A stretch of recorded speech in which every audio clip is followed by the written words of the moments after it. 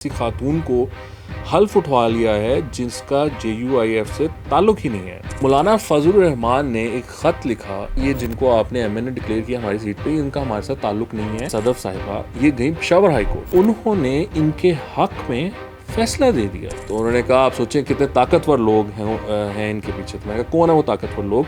तो उन्होंने कहा कि मुझे नहीं पता कि कौन है, लेकिन जो भी हैं बड़े ताकतवर हैं। खुशामदीद, आप देख रहे हैं नया दौर। मेरा नाम है वकास हबीब राना।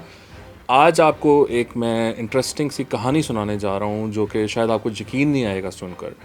पहले मैं आपको एक वाक़या सुना देता हूँ। वाक़या ये है कि आज नेशनल असम्बली में एक ख़ातून ने हल्फ उठाया, उनका नाम है सदफ़ एहसान। वो अब नेशनल असम्बली की मेंबर बन गई हैं। और जब मैंने उनको देखा तो मैंने कहा कि ये कौन है, इनका किस पार्टी से ताल्लुक़ है। तो पता चला कि उनका JUIF जमीयत उलमा इस्लाम फजलुर रहमान से उनका ताल्लुक़ है। तो उसी पार्टी की एक रहनुमा नूर आलम ख़ान साहब खड़े हुए असम्बली में, और उन्होंने कहा कि आज आपने एक गैर कानूनी काम किया है स्पीकर साहब।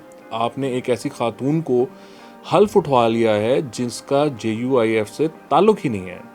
तो मुझे बड़ी क्यूरोसिटी हुई कि ये किस तरह हो सकता है कि एक पार्टी की MNA हल्फ उठा रही है और उस पार्टी के रहनुमा कह रहे हैं कि इन खातून का उस पार्टी से ताल्लुक़ ही कोई नहीं है। तो माजरा कुछ इस तरह है कि JUIF ने एक लिस्ट दी ECP को, जिसमें कि रिज़र्व सीट्स के लिए औरतों के नाम होते हैं। उसमें एक नाम था सदफ़ यास्मीन साहिबा का।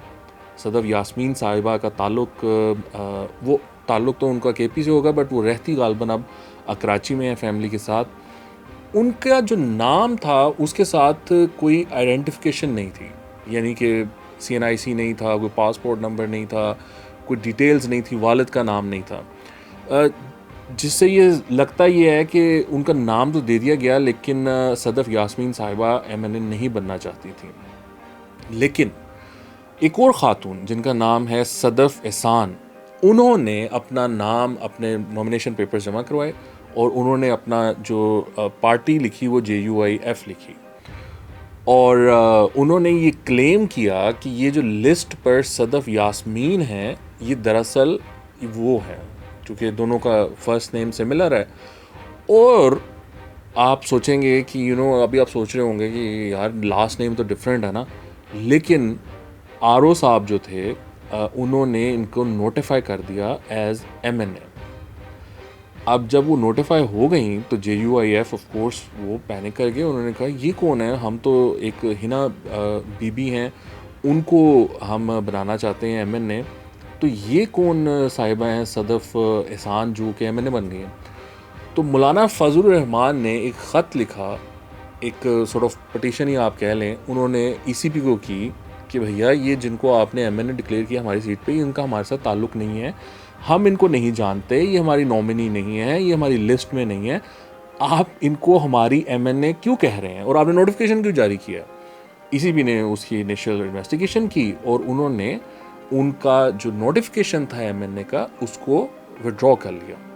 विड्रॉ करके उन्होंने जो RO साहब थे उनको सस्पेंड भी कर दिया।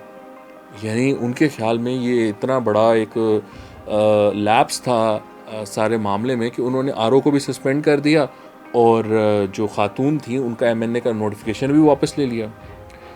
अब आपके ख्याल में यहाँ पर मामला ख़त्म हो जाना चाहिए, मेरे ख्याल में तो हो जाना चाहिए, लेकिन ये खातून सदफ़ साहिबा ये गई पेशावर हाई कोर्ट। वहाँ पर 2 मेंबर बेंच बैठा और उन्होंने इनके हक़ में फ़ैसला दे दिया।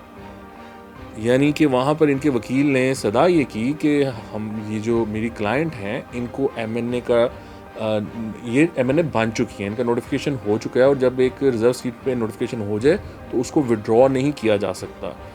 इनका नाम उस लिस्ट में था और ये MNA बनी। अब इनका नाम ECP ने नोटिफिकेशन वापस ले लिया, जो कि गैर कानूनी है। इस्लामाबाद हाई कोर्ट ने वो उनको मानते हुए उनकी प्ली उनका बहाल कर दिया वो नोटिफिकेशन। यानी उन्होंने कहा जी ये MNA है, और उस बुनियाद पर आज उन्होंने हल्फ भी उठा लिया। तो JUIF इस सारे मामले को लेकर सुप्रीम कोर्ट में पहुंची हुई है। पेशावर हाई कोर्ट का जो ये डिसीजन है उन्होंने उसको वहाँ पर चैलेंज किया हुआ है। तो मैंने बात की कामरान मुर्तज़ा साहब से, जो कि सेनेटर भी हैं JUIF के और उनके वो वकील भी हैं इस केस में। तो मैंने कामरान साहब से पहले तो ये पूछा कि मुझे ये बताएं कि ये जो सदफ़ यास्मीन साहिबा हैं ये एग्ज़िस्ट करती हैं। उन्होंने कहा वो बिल्कुल एग्ज़िस्ट करती हैं, बस उनकी डिटेल्स वहाँ पर नहीं थी, और अगर डिटेल्स ना हो तो ईसीपी को इस पर एतराज़ करना चाहिए। यानी अगर सदफ़ यास्मीन साहिबा भी एमएनए बनने की कोशिश करती तो ईसीपी को एतराज़ करना चाहिए कि ये कौन है सदफ़ यास्मीन, इनका ना सीएनआईसी है, ना इनके वालिद का नाम हमें पता है, ये आपने क्या ये नाम लिख दिया। तो बजाय कि उस पर वो एतराज़ करते उन्होंने एक इम्पोस्टर, यानी कि जिनका उस पार्टी से ताल्लुक़ ही नहीं है और वो सदफ़ यास्मीन साहिबा भी नहीं है, वो उनको एमएनए डिक्लेयर कर दिया। दूसरा उन्होंने ये कहा कि पेशावर हाई कोर्ट को इसकी इंक्वायरी करवानी चाहिए थी, लेकिन उन्होंने उसकी इंक्वायरी भी सस्पेंड कर दी कि इसकी कोई इंक्वायरी नहीं होगी। यानी पेशावर हाई कोर्ट भी मतलब बल्ले भी बल्ले, वो भी कमाल उन्होंने काम किया है कि बजाय इसके कि वो इस चीज़ को देखें कि एक पार्टी का जो हेड है वो कह रहा है कि मेरी पार्टी से इस खातून का ताल्लुक़ ही नहीं है, पेशावर हाई कोर्ट कह रहा है नहीं नहीं नहीं, ये इलेक्ट हुई हैं और सही इलेक्ट हुई हैं। तो मैंने उनसे ये भी दरख्वास्त की कि ये मतलब किस तरह हो सकता है कि पेशावर हाई कोर्ट ये फ़ैसला कैसे दे सकते हैं। तो उन्होंने कहा आप सोचें कितने ताकतवर लोग हैं इनके पीछे। तो मैंने कहा कौन है वो ताकतवर लोग। तो उन्होंने कहा कि मुझे नहीं पता कि कौन है, लेकिन जो भी हैं बड़े ताकतवर हैं। अब इसकी जो हेयरिंग है, इन्होंने कामरान मुर्तज़ा साहब ने रिक्वेस्ट की हुई है 2 मई की सुप्रीम कोर्ट में, और वो सुप्रीम कोर्ट में इसकी अब हेयरिंग होगी तो वहाँ पे फ़ैसला होगा। लेकिन आप सोचें कि मेरी तो हंसी नहीं रुक रही थी ये सारा मामला जब से मैंने इसको कंगालना शुरू किया और देखना शुरू किया कि एक खातून जिनका JUIF से ताल्लुक़ ही नहीं है या एक पार्टी से ताल्लुक़ ही नहीं है, वो उस पार्टी की रिज़र्व सीट पर MNA बन गई हैं।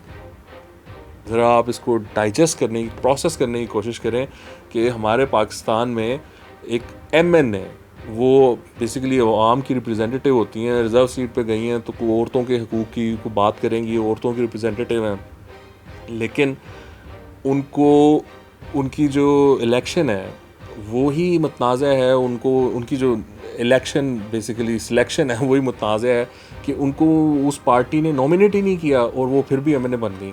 अगर ये मामला सोचें कि ये ठीक है, ये इस तरह है कि जिस तरह JUIF कह रही है और जिस तरह उन्होंने पटिशन की है और जिसकी बुनियाद पर ECP ने MNA का नोटिफिकेशन वापस किया और RO को सस्पेंड किया, तो ये कितना बड़ा मजाक है इस मुल्क के साथ कि हमारी जो पार्लियामेंट है, हमारी जो नेशनल असम्बली है, वहाँ पर एक खातून पहुँच गई हैं जो कि जिनका हक ही नहीं बनता और वो MNA बन गई हैं और उनका उस पॉलिटिकल पार्टी से ताल्लुक़ ही नहीं, उनको वहाँ पर नहीं होना चाहिए, लेकिन वो हैं और अदालतों में मामला चल रहा है और एक बेबसी का आलम है JUIF में कि वो अब क्या करें।